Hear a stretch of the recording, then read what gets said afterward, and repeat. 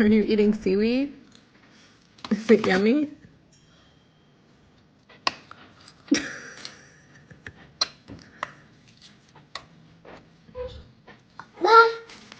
More? Okay.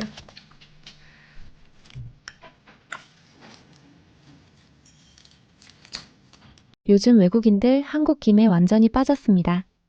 해외에서 몇 년 전까지만 해도 혐오 음식이라고 생각하기도 했고 먹지 못하는 음식이라는 인식도 있었습니다. 하지만 이젠 미국 마트 진열대에도 있고 유럽 펍 안주로도 팔리고 심지어 동남아 길거리에서도 K-스낵이라며 줄을 서서 사 먹습니다. 이 얇디 얇은 김이 도대체 언제 이렇게 세계를 점령한 걸까요? 사실 김의 해외 인기는 갑자기 생긴 게 아니었습니다. 지금처럼 크게 주목받기 훨씬 전에도 김은 조금씩 아주 꾸준하게 전 세계로 퍼져나가고 있었죠. 한국 여행을 다녀온 외국인들이 이건 꼭 사와야 해 라며 캐리어 한쪽을 김으로 꽉 채워오던 시절도 있었고 아시아계 교포들이 현지 마트에 김을 요구하면서 조금씩 매대가 생기기 시작했던 때도 있었습니다. 특히 미국 서부나 캐나다 같은 지역에서는 한국 식당에서 김을 처음 맛본 사람들이 이 바삭한 검은 종이가 뭐지?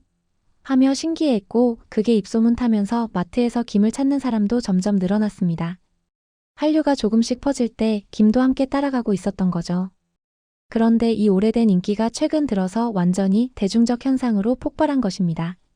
사람들이 김을 먹는 이유가 단순히 한국 음식이니까가 아니라 진짜 맛있고 건강하고 간식으로 딱 좋다로 바뀌면서 김은 하나의 세계적인 식문화가 되어버렸습니다. 그리고 최근 들어 완전히 새로운 방식으로 터지기 시작했습니다.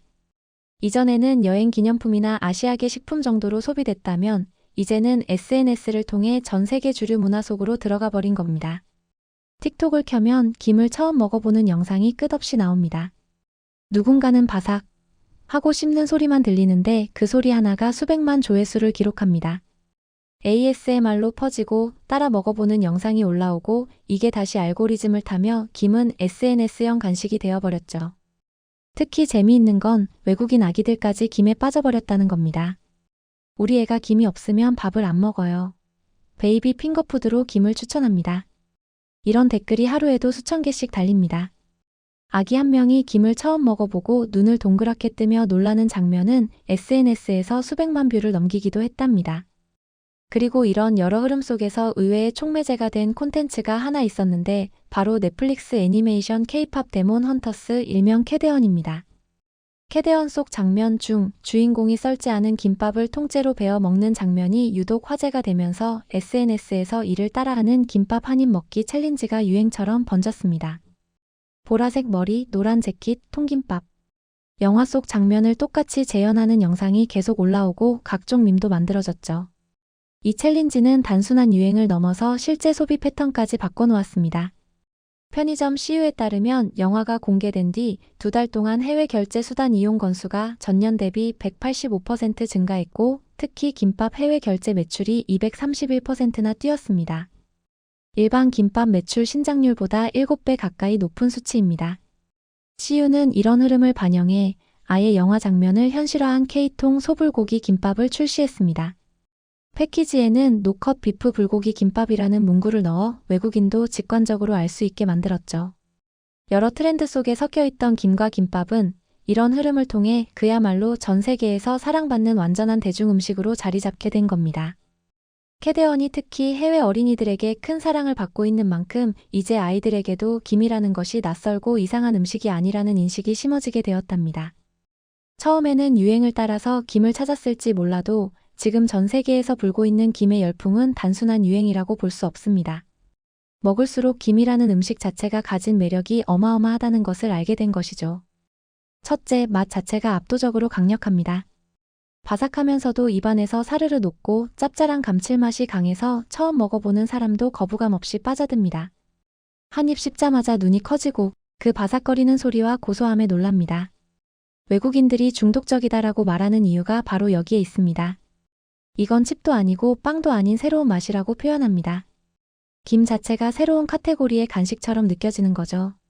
둘째, 건강한 간식이라는 점이 전 세계 MZ세대의 취향을 정확하게 맞췄습니다. 김은 칼로리가 매우 낮고 비타민, 무기질 같은 영양소가 풍부한 데다 트랜스지방이나 첨가물이 거의 없습니다. 헐리우드 배우들이 내가 즐겨 먹는 다이어트 스낵은 한국 김이라고 언급한 순간 SNS에서는 김을 헬시 스낵으로 분류하기 시작했습니다. 특히 헬시 플레저라는 건강하면서 맛있는 것을 추구하는 소비 트렌드와 완전히 일치합니다. 미국 다이어트 커뮤니티에서는 포테이토 칩 대신 김 한 봉지 챌린지가 돌았고 유럽에서는 맥주 안주로 김을 먹는 문화도 생겼습니다.